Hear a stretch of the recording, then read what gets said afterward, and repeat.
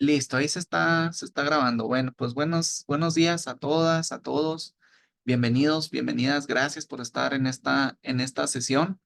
Ah, la Universidad de Chihuahua, a través de la Facultad de Ingeniería, se viste de gala para dar continuidad a este ciclo de conferencias de la Red Nacional de Posgrados del Agua. Este es un evento que realiza nuestra universidad para invitar investigadores nacionales e internacionales que estudian el tema del agua y que contacten con nuestros alumnos de posgrado. Hoy continuamos con este ciclo de conferencias con la ponencia del doctor Luis Serrano Díaz. El doctor Serrano no necesita presentación, ha publicado numerosos artículos científicos, dirigido proyectos, impartido diversos cursos relacionados con el tema del agua y del medio ambiente. Es profesor de la Universidad en Alberta, en Canadá, y hoy va a impartir la conferencia denominada Revelando las contribuciones de la superficie y el subsuelo de la evapotranspiración en una cuenca dominada por la nieve en el oeste de Canadá. El micrófono es tuyo, doctor Serrano. Bienvenido a Chihuahua. Muchas gracias, Miguel. Bueno, sí, como Miguel lo nombraba, bueno, yo soy Luis Carlos Serrano, pues yo soy geólogo de la Universidad Industrial de Santander en Colombia. Después de varios años de experiencia en diferentes ramas de la geología, entre ellas hidrogeología, también oil and gas, estudios ambientales y data management, pues vine a estudiar a la Universidad de Alberta y dentro de la Universidad de Alberta he sido también parte profesor, digamos, asistente para mi supervisora y durante pues este periodo me enfoqué más en temas de modelamiento de aguas superficiales y subterráneas y las correspondientes interacciones, debido a que pues comúnmente cuando se modela aguas superficiales o aguas subterráneas se hacen independientes, pero pues en realidad el ciclo hidrológico es uno solo y todo está conectado y pues esa fue, digamos, parte de mi motivación. El día de hoy pues quisiera compartirles gran parte de mi investigación con la charla titulada como Revelando las contribuciones de agua superficial y subsuperficial a la evapotranspiración en una cuenca dominada por nieve en el oeste de Canadá. Otros autores son mis supervisores Brian Smernon, Dan Alessi y Monire Faramarzi. Eh, y pues dando inicio, aquí se quedó. Ok. Entonces, pues es bien sabido que la evapotranspiración real, o por sus siglas en inglés AET, que es Actual Evapotranspiration, desempeña un papel crucial en el ciclo hidrológico y influyendo significativamente el equilibrio hídrico en diversos entornos eco-hidrogeológicos como las montañas, los foothills o estribaciones y las llanuras o plains. Adicional, en regiones semiáridas como las zonas templadas en latitudes medias y altas del mundo, la evapotranspiración puede incluso superar la precipitación total anual en estas regiones, eh, llevando posibles impactos en el balance hidrológico y aumentando el riesgo de agotamiento de los recursos de aguas subterráneas. Además de eso, otros estudios más localizados, digamos, en temas, en modelamientos locales o field studies, eh, han demostrado que la alta demanda, la evapotranspiración por la atmósfera en regiones semiáridas, como estas localizadas en latitudes medias y altas, los acuíferos poco profundos pueden desempeñar un papel crucial en el suministro de agua para la evaporación y la absorción de agua por las raíces. Entonces, pues de ahí hay muchos estudios que han investigado los cambios y las variaciones espaciotemporales de la evapotranspiración real y los posibles impactos también con los diferentes escenarios de cambio climático. Sin embargo, lo que nosotros queríamos en realidad investigar es las contribuciones de las diferentes fuentes de agua a la evapotranspiración real, pues esto no es claro y menos en un ambiente regional o en un modelo regional, que es nuestro enfoque. Incluso, pues un poco el background de la evapotranspiración real es que comúnmente en los estudios se reporta como un solo valor. Sin embargo, esto no representa un solo valor. Esto mínimo representa tres componentes. El primero es la evaporación de la superficie, que es básicamente toda la evaporación de aguas superficiales, de los cuerpos de agua en la superficie, como ríos, lagos, estanques, cualquier tipo de acumulación en la superficie. El segundo componente es la transpiración, que es la liberación de vapor de agua por las plantas, extrayendo agua de la zona de las raíces, que está localizada en el medio poroso, bajo la superficie. Y el último componente es la evaporación de agua almacenada en los suelos y también en las rocas, cuando está pues completamente expuesta. Adicionalmente a esto, pues nosotros, digamos, consideramos que, y para ser claros en los términos, pues debido a que cuando se investiga temas de evapotranspiración hay muchos términos y a veces es un poco confuso, entonces nosotros en realidad en este estudio, pues especificamos que a lo que nosotros nos referimos como evapotranspiración de aguas subterráneas es la pérdida de agua vía evaporación o transpiración, pero de la zona saturada, es decir, que está por debajo de la tabla de agua. Y lo que nos referimos como evapotranspiración de aguas superficiales es la pérdida de agua vía evaporación o transpiración, pero en la superficie o en la zona no saturada. Teniendo en cuenta esto, nuestros objetivos, el principal es entender las contribuciones históricas y futuras del aguas subterráneas y aguas superficiales a la evapotranspiración real en diferentes eh, eco, eco-hydrological regions, que son las regiones eco-hidrogeológicas, en las cuencas localizadas en latitudes medias y altas. Y para eso tenemos tres objetivos específicos, que el primero es desarrollar, calibrar y validar un modelo que sea completamente distribuido, basado en procesos físicos, que nos permita la representación tridimensional de las interacciones entre el agua subterránea y superficial y también pues el balance hidrológico. El segundo es la predicción de las contribuciones de las aguas subterráneas y las aguas superficiales a la evapotranspiración real y cuáles son las variaciones en las diferentes regiones, que son las montañas, las estribaciones y las llanuras. También pues discutir cuáles son los factores que en realidad promueven estas contribuciones. Y el último, pero no menos importante, es proyectar el cambio eh, de la evapotranspiración de aguas subterráneas y evapotranspiración de aguas superficiales bajo diferentes escenarios de cambio climático.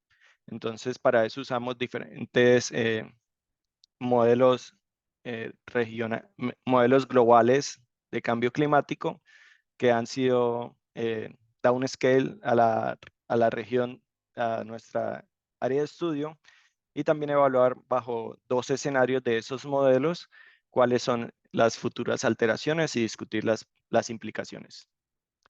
Entonces, nuestra área de estudio es la North Saskatchewan River Basin, que está localizado en Alberta. Esta cuenca, el caudal es controlado por dos hidroeléctricas y la elevación varía de alrededor de 3.500 metros sobre el nivel del mar en las Rocky Mountains y a unos 500 metros sobre el nivel del mar en las llanuras. Para los datos de clima, nosotros usamos series de tiempo en estaciones climáticas, que son los triángulos que se ven en el mapa, y también usamos conjuntos de datos climáticos grillados, digamos, sería como la traducción, que son las X que se ven en el mapa. Sin embargo, digamos, esos datos grillados fueron usados más para calcular la evapotranspiración potencial, mientras que los datos reales medidos en esas estaciones climáticas se usaron para temas de temperatura y precipitación como parte de input del modelo.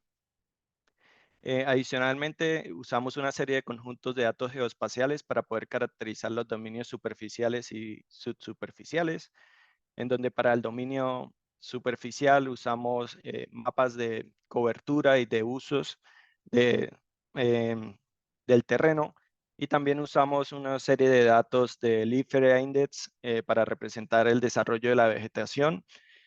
Y adicional a esto usamos Overland Zones, que son más relacionados con las propiedades que controlan la escorrentía en las diferentes eh, regiones del modelo como tal. Para el dominio subsuperficial usamos una serie de datos de suelos con sus respectivas propiedades, así como creamos un modelo tridimensional complementándolo con previos modelos que habían eh, de la representación de la geología y con también sus propiedades pues, correspondientes. Eh, Además, ¿por qué escogimos esa cuenca? Pues esta cuenca tiene todas las características que nosotros necesitamos para evaluar nuestros objetivos. Está localizada en el oeste de Canadá, donde estudios previos han estimado que más del 70% de la precipitación anual es perdida vía evapotranspiración real. Es decir, que esta cuenca es considerada semiárida. Adicionalmente, es localizada en latitudes medias y altas, que se considera sensible al cambio climático. Y por último, pero no menos importante, es que tiene un clima variado debido a los cambios de elevaciones, también una diversidad de coberturas y usos de tierra, así como diferentes configuraciones hidrogeológicas. Como pueden ver en la geología tridimensional, pues básicamente nosotros tenemos una zona de muchos pliegues en las montañas y muchas alteraciones. Luego tenemos una cuenca Forland en una forma de cuña que se va pues adelgazando hacia el este. Entonces al final nosotros agrupamos eso en en tres regiones ecohidrogeológicas, que son las montañas, las estribaciones y las llanuras. Ahora, nuestro periodo de estudios para el intervalo histórico son 3 décadas, desde 1983 hasta el 2013, y para el futuro es también como llamado el futuro medio, que es 2040-2073. Eh, Nuestro workflow consistió en 4 etapas principales. La primera está todo lo relacionado con la extracción, limpieza, transformación de los conjuntos de datos, de las series de tiempo que usamos para datos climáticos, así como modelos de elevación digital, todo el tema de los distribución espacial de los Leaf Area Index y pues los demás que le he presentado anteriormente.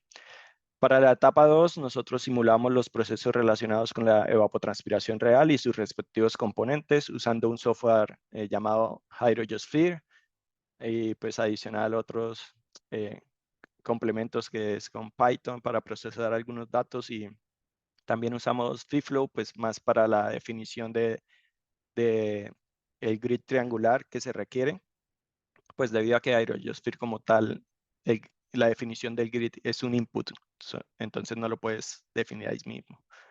Para la etapa 3, nosotros pues realizamos todo el proceso de calibración y validación de los componentes superficiales y subterráneos del modelo, usando datos mensuales de caudales en las estaciones localizadas en las corrientes principales y también datos de monitoreo de aguas subterráneas de una red de pozos que hay en esta zona. Y para la etapa 4, pues se realiza todo el análisis de las predicciones de evapotranspiración real en las diferentes regiones para el periodo histórico y para el periodo futuro. Ahora, debido a que hay nula disponibilidad de medidas de evapotranspiración real en una escala regional, nuestra calibración se basó en la representación del flujo de agua superficial y subterráneo. Para la calibración de agua superficial, nosotros usamos estaciones hidrométricas localizadas en las corrientes principales. Eh, por, e- por ejemplo, la Flow 48, que es influenciada por el polígono gris, que es la zona de montañas. Luego tenemos el polígono rojo, que representa las estribaciones. Nosotros tenemos ahí 2 estaciones, la 45 y la 51. Y luego en el polígono verde tenemos la estación 52, Flow 52, que está localizada en la ciudad de Edmonton.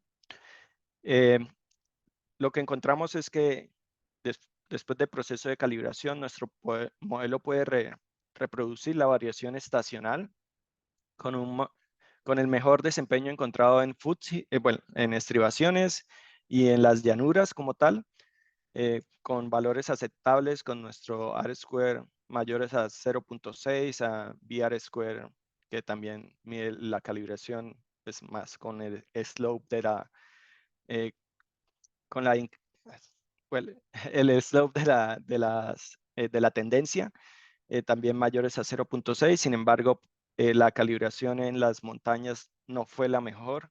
Eh, Eso se debe a, pues, a varias consecuencias como tal. Una de ellas es que los datos climáticos son limitados en las montañas. Nosotros no tenemos en realidad estaciones en las altas montañas, solo tenemos donde empiezan las montañas en los valleys, en los valles.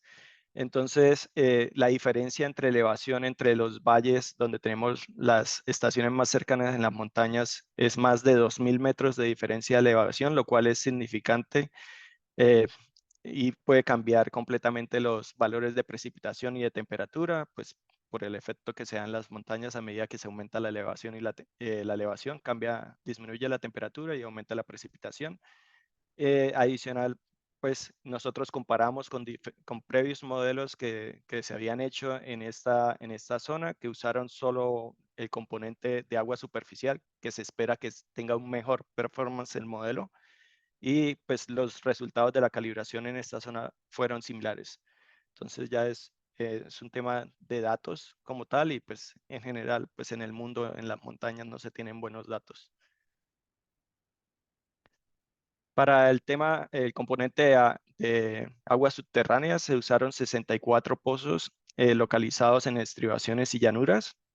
Eh, También se tiene un gap de datos en las montañas como tal. Es como, es como el problema que se tiene en las Rocky Mountains. Eh, pero en general lo que se encontró fue una buena distribución de la simulación de los valores de la tabla de agua, en donde nosotros tenemos una R-square, una correlación de 0.98 y un error absoluto de 9.2 metros, que para un modelo regional está más que aceptable, pues este modelo tiene más de 56.000 kilómetros cuadrados. Y además de eso, pues se validó que la tabla de agua es más profunda en las montañas y luego va disminuyendo hacia las llanuras, que es también lo que se espera en este ambiente donde se tiene esta cuenca de Forland en forma de cuña, en donde también estudios previos también han estimado que las descargas regionales y locales más frecuentes están hacia el este del modelo, que también correlaciona con nuestros resultados. Luego, empezando ya digamos que con los resultados más generales de la evapotranspiración real, lo que nosotros encontramos es que las estribaciones representan eh, los valores más altos de evapotranspiración real, y seguidos por las llanuras y luego las montañas. Esto también digamos que es, es válido dentro de las comparaciones que hemos hecho, que pues acá no se presentan a ese detalle, pero en el paper pues se están presentando. Es básicamente, se da porque también la evapotranspiración potencial en las diferentes regiones es diferente, y también la precipitación es completamente diferente. Entonces los recursos disponibles para la evapotranspiración real cambian. Pero sin embargo, para tener más detalles y empezar como a ir más profundo en la evapotranspiración real y las diferentes fuentes de contribución, nosotros creamos un gráfico que en la base del gráfico tenemos las regiones y tenemos también como las seasons que nosotros agrupamos. Entonces el número 1 está Fall y Winter, que son los meses más fríos, y el número 2 tenemos los meses más cálidos, que es Spring y Summer, y también es caracterizado por el growing season, que le llaman, que es básicamente es cuando se da la producción de los cultivos acá en Canadá. Em, en el, en el tope del gráfico lo que encontramos es el valor respectivo de milímetros de evapotranspiración real para cada una de esas seasons, y también pues para cada una de las regiones. Y en el eje Y tenemos el porcentaje que representa la evapotranspiración real para cada uno de los componentes, donde los colores representan cada uno de los componentes. El verde es la transpiración, el café es la evaporación, pero de los suelos y de las rocas como tal, de la subsurface. Y en azul tenemos la evaporación de la superficie, ¿sí? Lo que encontramos acá es que, pues, en realidad la mayor contribución a la evapotranspiración anual se da es en los meses más cálidos con también pues, la growing season en todas las regiones. Digamos que eso es lo que se encuentra y representa más del 80% de la evapotranspiración total anual. Se da solo durante ese periodo. Adicional, pues independientemente de la estación en las regiones dominadas por vegetaciones permanentes como bosques, que son las montañas y las estribaciones o los foothills, la transpiración es la mayor contribución al total de evapotranspiración real en comparación con cualquiera de los otros componentes, que es lo que vemos acá en foothills. Pero en plains encontramos un comportamiento diferente y es porque en las llanuras se tiene una simulación que cambia temporalmente de la profundidad de las raíces. Entonces, debido pues que es una región que es completamente dominada por croplands, por cultivos, y pues digamos que eso sí es anual que van variando y vuelve a empezar todo el ciclo. Entonces de ahí que se da que en los meses más fríos, cuando las raíces prácticamente son nulas, pues digamos que la transpiración ya no juega el papel más importante, sino en realidad la evaporación de la superficie y de subsurface, también digamos que juegan el papel más importante durante esos meses fríos. Sin embargo, pues cuando llega el periodo de cultivos, pues ahí sí ya está entre los rangos que también tiene foothills, que son regiones, estribaciones, que son regiones dominadas por vegetaciones. Pero pues para entender mejor los resultados y pues teniendo, digamos que estos tipos de modelos regionales que te permiten modelar como tal estos cambios también espaciales. Entonces, también se analizaron cuál es la distribución espacial de esos tres componentes, en donde se encontró que para, para la evaporación de la superficie, en realidad ocurre o principalmente ocurre en la red fluvial y en los lagos, y para los componentes de subsurface, tenemos la transpiración, donde la transpiración juega el papel más importante en las regiones dominadas por vegetaciones, que es las estribaciones y las llanuras. Pero también algo importante que se encontró es que el- también la evaporación de los suelos y de las rocas directamente juega un papel importante en las barrenlands, pues que son zonas expuestas completamente de roca, en las montañas, en las Rocky Mountains y también en las zonas urbanas, donde la zona más grande urbana se encuentra Edmonton, que es la que vemos acá en las llanuras. Ahora, pues debido a que esto es un modelo representado en nodos y en una malla triangular, él te permite como tal, en realidad, procesar tridimensionalmente cada uno de los resultados y este modelo simultáneamente resuelve todas las ecuaciones para la parte superficial y subterránea por cada time step que tú tienes, por cada simulación en el tiempo. Es un poco, toma un poco de tiempo debido a eso, pero también es útil porque te permite en realidad procesar todos tus resultados de forma tridimensional, nodo por nodo, tiempo simulado por tiempo simulado. Y entonces a partir de ahí pudimos en realidad extraer la información y calcular en realidad cuánta evapotranspiración ocurre por arriba de la tabla de agua y abajo de la tabla de agua, es decir, en la zona saturada y en la zona no saturada, y en la superficie para poder en realidad agruparlo y saber cuánto es la evapotranspiración de los recursos superficiales y la evapotranspiración de los recursos subterráneos. Entonces, a partir de esto, pues lo que encontramos es que pues la evapotranspiración de los recursos superficiales pues son los más importantes en toda la cuenca como tal, donde más del 90% eh, es, digamos, esas zonas rojas que ustedes ven es porque básicamente toda la evapotranspiración ocurre de recursos de aguas superficiales, que son, digamos, más recientes, pero hay ciertas zonas que se identificaron donde el agua subterránea en realidad puede jugar un papel importante para, eh, para contribuir a la evapotranspiración real. Y esas zonas están localizadas en los valles de los ríos, así como en la parte noreste de la cuenca North Saskatchewan River Basin. Pero ¿a qué se deben en realidad esas contribuciones? Y dónde las aguas subterráneas llegan a jugar un papel importante la, para, su- para contribuir más del 70-80% de toda la evapotranspiración real. Lo que encontramos es que es una combinación de diferentes factores. Uno de ellos es que la tabla de agua tiene que estar bastante somera para que en realidad pueda ocurrir la contribución de las aguas subterráneas.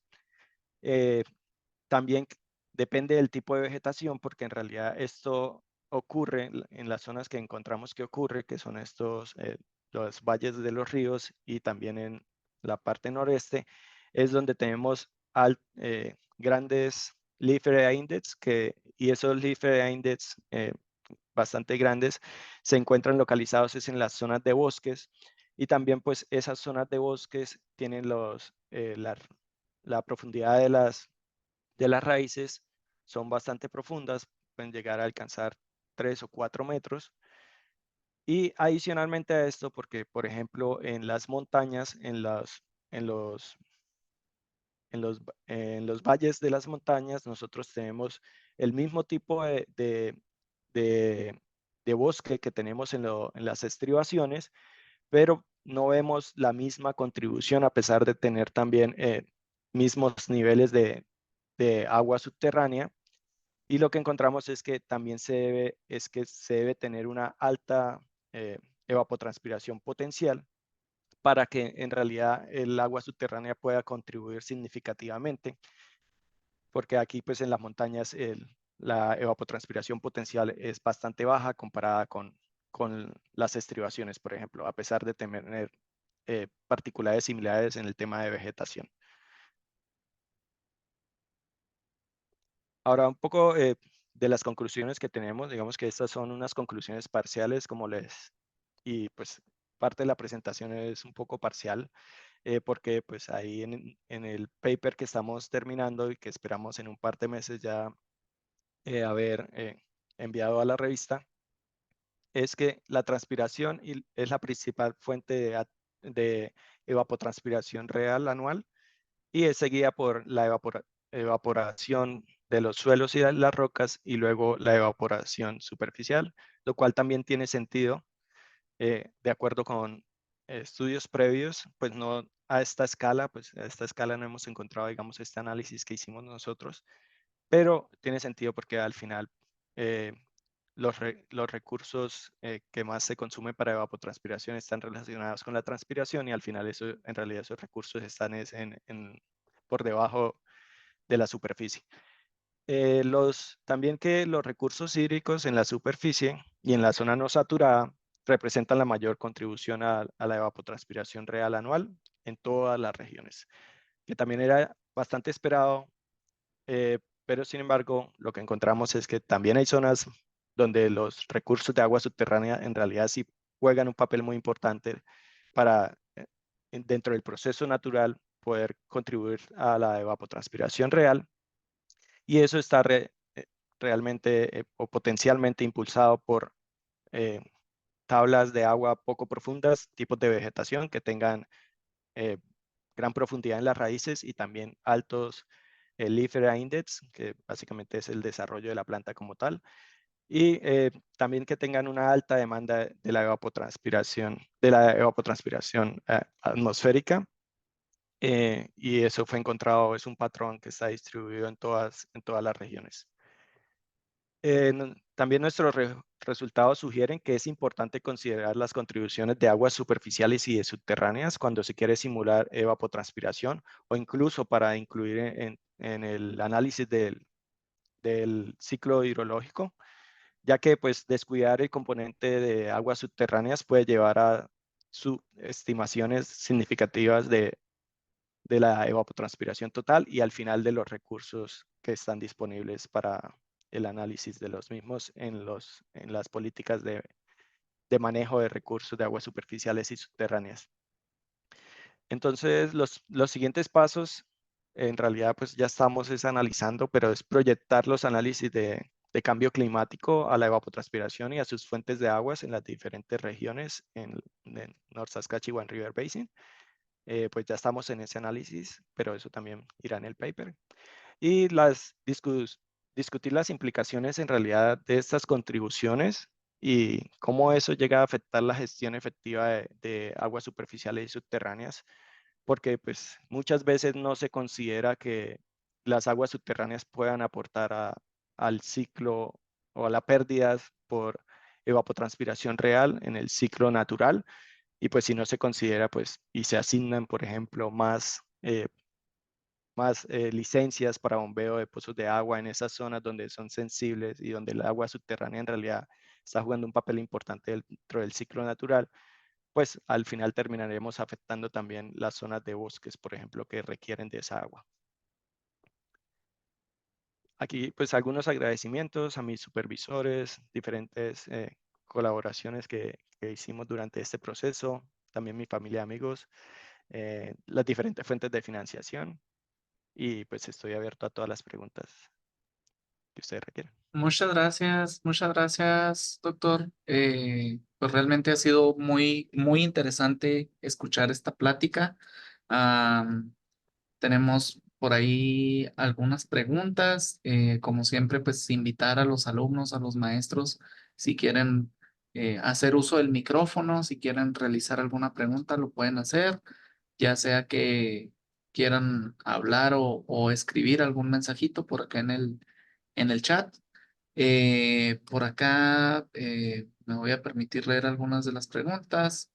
Alguien pregunta ahí que si se está grabando, ya después yo les compartiré la liga.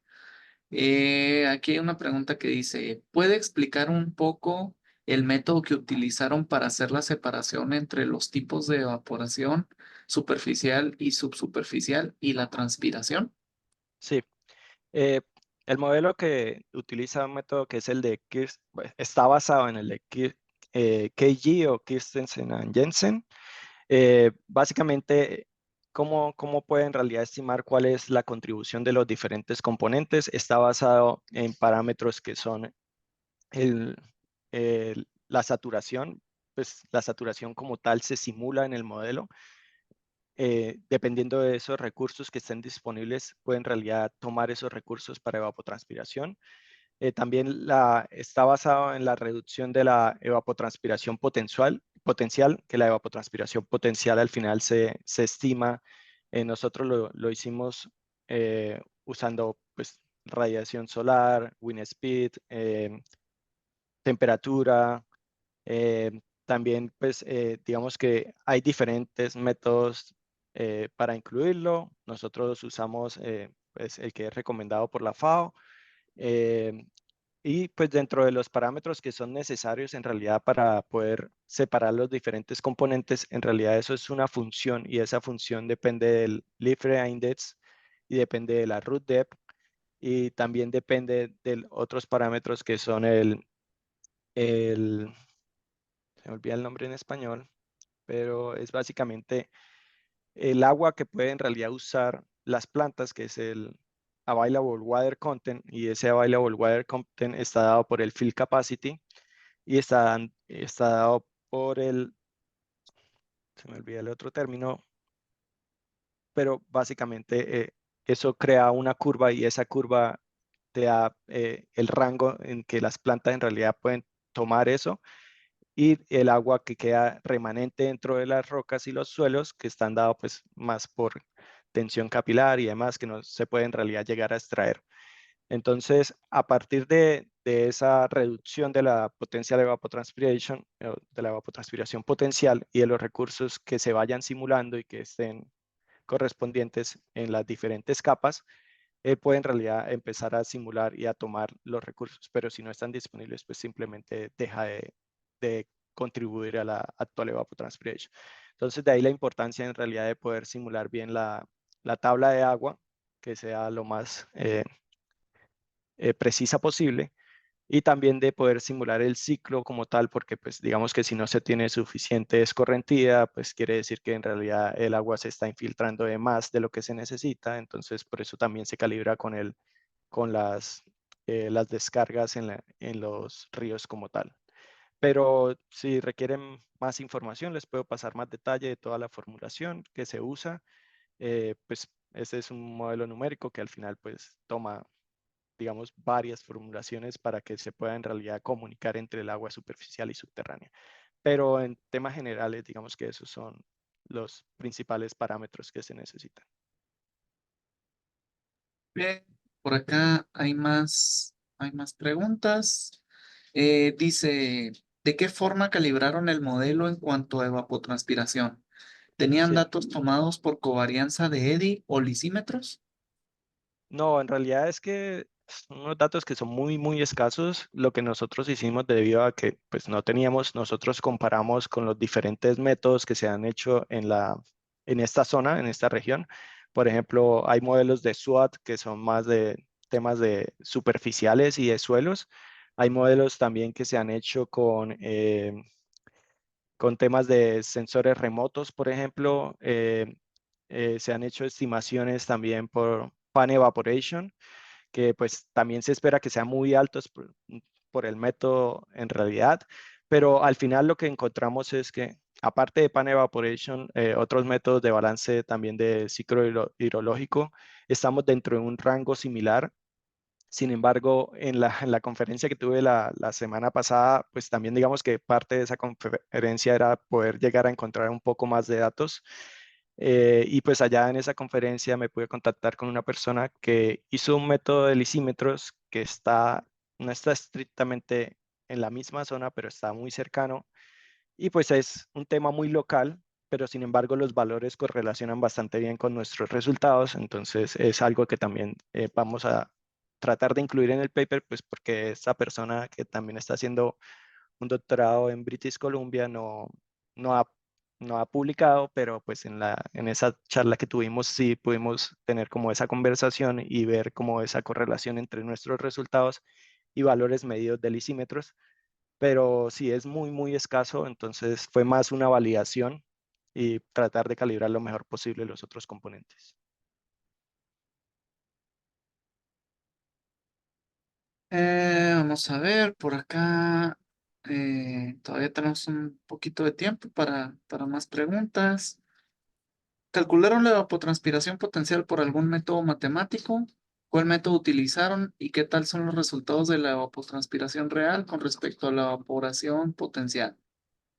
Sí, la evaporación potencial es, digamos que en ninguna región en realidad la alcanzamos. Digamos que el modelo lo usa como un límite, ese es el límite que puede llegar a ser su máximo, pero nosotros en ninguno de los casos en realidad alcanzamos esa evapotranspiración potencial. Y el método que usamos nosotros, cuando empezamos, estábamos usando Hawk, que fue uno de los métodos que nos recomendaron más los desarrolladores del software, pero después usamos el método, ya te digo el nombre completo, que lo tengo acá, que es Permian and Montier, si no estoy mal. Eh, PM es que pues, se usa mucho. Sí, Permian and Montate, que pues digamos que ahí tú puedes también incluir un componente que es el tipo de crop que tú tienes en el área y pues es un método que ha sido bastante usado y que pues digamos que es bastante confiable con algunos estudios que hemos encontrado. Entonces al final usamos ese que también es más recomendado por la FAO dentro de digamos, dentro de sus sugerencias para el cálculo. Y pues ese cálculo se usó, pues lo que les decía un poco, es un método que varía, digamos, dependiendo de factores climáticos, que pues ahí fue donde se incluyó parte de los datos de esos datos climáticos grillados que se pueden incluso descargar de SWOT, de una plataforma donde han sido como ajustados esos datos para que sean lo mejor posibles. Pero para el tema de temperatura, si usamos las estaciones, porque pues digamos que queríamos datos más reales, pues al final la temperatura juega un papel muy importante en la evapotranspiración, entonces queríamos ser lo más ajustados posibles. Siguiente, por acá dice, ¿se hizo algún tipo de clasificación de las plantas y o cultivos que se encuentran dentro de la cuenca para hacer el cálculo de la evapotranspiración? Sí, digamos que eso es una limitación de este modelo. Digamos, SWOT, por ejemplo, él te permite ser más flexible con el tipo de cultivo. SWOT sí te permite, él sí simula como tal todo el periodo de crecimiento y tú puedes llegar incluso a calibrar ese periodo de crecimiento y nutrientes, etcétera. Acá este modelo, digamos que está un poco limitado en ese sentido, pero pues comúnmente como se usa en este modelo es que se ponen valores fijos para el Leaf Area Index, que va a representar el desarrollo de la planta en el tiempo, entonces se pone como esa curva de crecimiento, pero nosotros para ser más acertados lo que hicimos fue usar valores del Leaf Area Index de sensores remotos que nos permiten una mejor distribución espacial de la variación como tal de todo el crecimiento de la planta a los diferentes meses del año. Y para temas el otro parámetro que es importante también en la evapotranspiración es la profundidad de las raíces.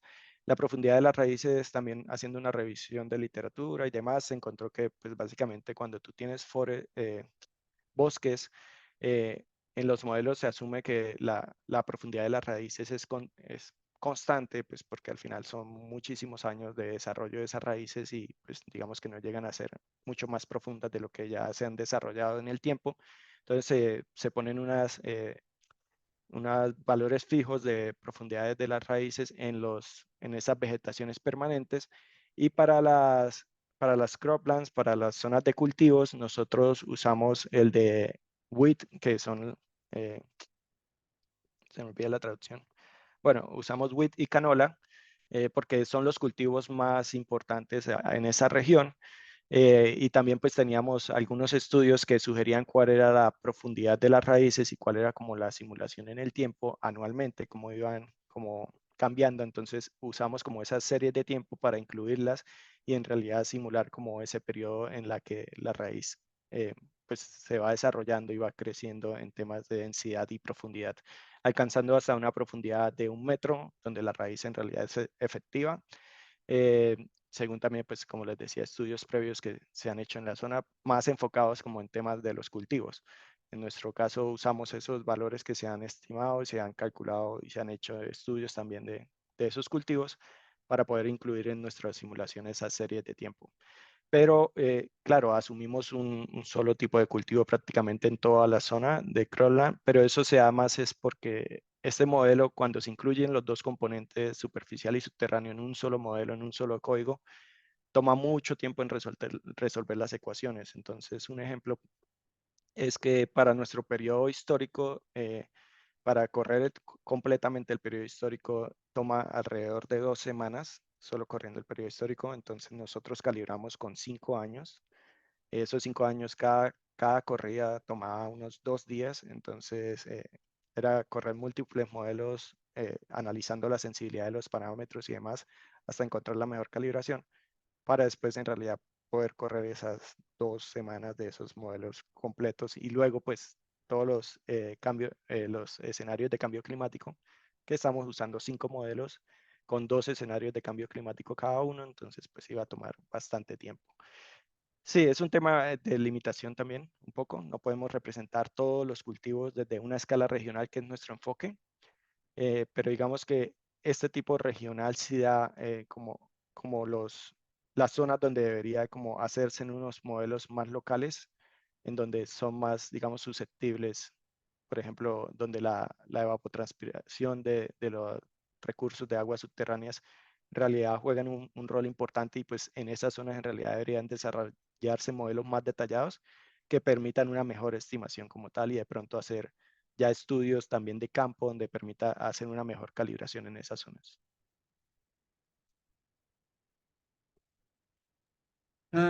Siguiente pregunta. Ahora sí hemos tenido muchas preguntas en el chat, que bueno, me da mucho gusto. Dice por acá, evapotranspiración es una palabra compuesta, evaporación más transpiración. Las plantas transpiran. Yo entendí que se refiere a transpiración de las rocas en montaña. No, no, no. Es que hay, sí, evapotranspiración es, como dice una palabra compuesta, en realidad son dos grandes procesos, evaporación y transpiración.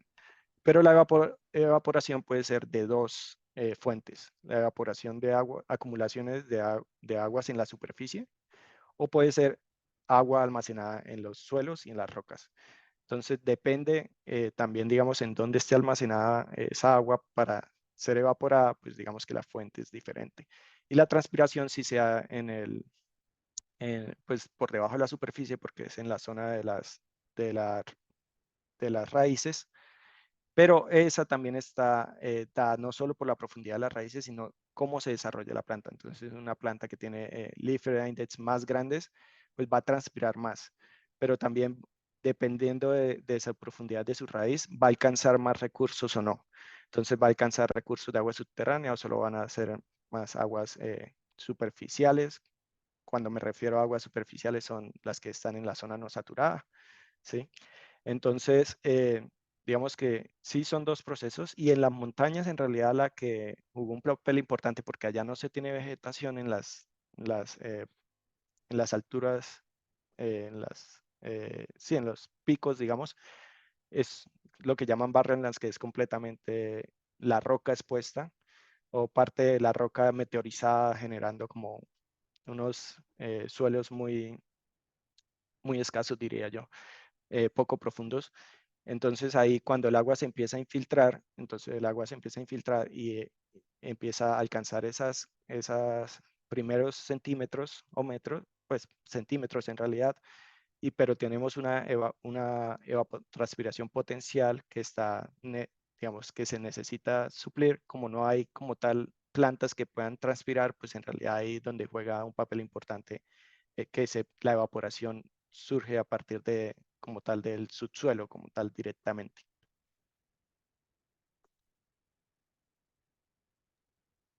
Vamos a ver. Em, por acá hay otro comentario que dice, cuando dijo evapotranspiración superficial y otra superficial, yo diría que solo hay una, la que debe ser medida, la evaporación superficial del suelo, porque la humedad subsuperficial para poder evaporar pasa a ser superficial. Mm, ¿Algún Me la comentario? repites, que como... ¿Me puedes repetir la pregunta? Es que no la entendí. Pues más que preguntas, sabes que es como comentario. Cuando dijo evapotranspiración superficial y otra subsuperficial, yo diría que solo hay una, la que debe ser medida, la evaporación superficial del suelo, porque la humedad subsuperficial para poder evaporar pasa a ser superficial. Sí, es que es el tema, digamos, de lo que nombraba un poco de los conceptos de evapotranspiración, cómo se manejan. Digamos que aquí, cuando hablo de evaporación subsuperficial, también me estoy refiriendo a los suelos, porque hacen parte del componente por debajo de la superficie, ¿sí? Pero por eso es que agrupábamos dos componentes grandes que eran evapotranspiración superficial, que era toda la parte de la zona no saturada, que incluye también los suelos y de la zona saturada que ya es de aguas subterráneas como tal, ¿sí? Entonces, cuando se refiere a evaporación de suelos, es evaporación subsuperficial y cuando se refiere a evaporación directamente de un río, por ejemplo, de un lago, que también ocurre, digamos que en los cuerpos de agua también ocurre evaporación, a esa se refiere como evaporación superficial como tal. Excelente, excelente. Bueno, pues si ya no hay más preguntas, porque sí fueron bastantitas preguntas, si les parece bien, vamos a finalizar. para finalizar, voy a permitirme compartir acá mi pantalla yo. Permítanme un segundito. Bueno, voy a dejar de compartir acá tu pantalla, doctor Luis, Perfecto, sí. y compartir toda la pantalla. Vamos a ver. Permítanme un segundito. Acá tengo un montón de cosas abiertas. A ver. Listo, ahí sí se está viendo mi pantalla, ¿verdad? Sí, Bueno, pues entonces, ya para finalizar, me voy a permitir leer el reconocimiento del doctor Luis Serrano Díaz. Dice lo siguiente: la Universidad Autónoma de Chihuahua, a través de la Facultad de Ingeniería, otorga la presente constancia a Luis Serrano Díaz por haber impartido la ponencia revelando las contribuciones de la superficie y el subsuelo a la evapotranspiración en una cuenca dominada por la nieve en el oeste de Canadá, dentro del ciclo de conferencias de la Red Nacional de Posgrados del Agua, enero-junio 2024. Naturam Sub Italis y firma nuestro director. Entonces, bueno, pues muchas gracias. con esto vamos a finalizar. Ahí me queda pendiente enviarle la constancia al doctor Serrano. Nuevamente a todos y a todas, muchísimas gracias por haber estado en esta conferencia. Con esta conferencia finalizamos estas charlas que hemos tenido a lo largo del semestre. El próximo semestre, agosto, diciembre, seguramente que también tendremos por ahí algunas charlas muy interesantes para pues seguir difundiendo el conocimiento, ¿verdad? Relacionado con temas del agua y medio ambiente. Nuevamente, doctor Serrano, muchas gracias por haber estado aquí. A los alumnos también, muchísimas gracias por haber estado aquí y que tengan todos y todas un excelente día. Hasta la próxima. Muchas gracias.